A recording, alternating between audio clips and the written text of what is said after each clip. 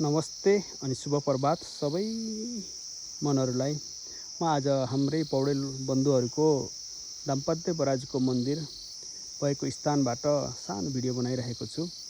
आज मौसम खराबीले गर्दा मैले केही देखाउन सकिनँ, तर यसबाट चारैतिरबाट हेर्दाखेरि एकदम मनमोहक दृश्य अनि हरियाली र हिमालका श्रृङ्खलाहरू देख्न पाइन्थ्यो, तर आज त्यो देख्न पाइएन।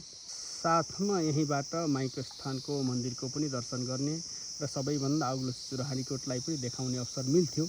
आज मौसम खराबीले गर्दाखेरि त्यसमा पनि असमर्थ रहेँ।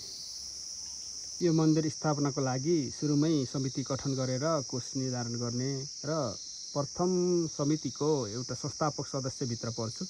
मैले नै समिति गठन गरेर यसको लागि रकम सङ्कलन गर्ने प्रयास गरेको थिएँ। त्यसैको देनले आज यो मन्दिर स्थापना भएको छ र हरेक सावन महिनामा यसमा पूजाआजा गरेर खिर खाने चलन छ।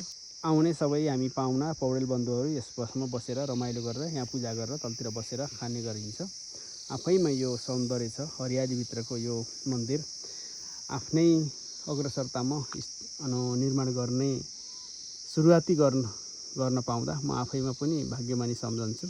र हामी सबैलाई, हामी पौडेल बन्धु सबैलाई हाम्रा पितृदेवले सबैको रक्षा गरून् र सबैमा शान्ति छाओस्। भाइ, सबै परिवार, सबै जनहरूमा खुसी, उमङ्ग अनि सुस्वास्थ्यको कामना गर्दै यो भिडियो यत्तिकैमा मैले बन्द गर्ने अनुमति चाहेँ। हस्त नमस्कार।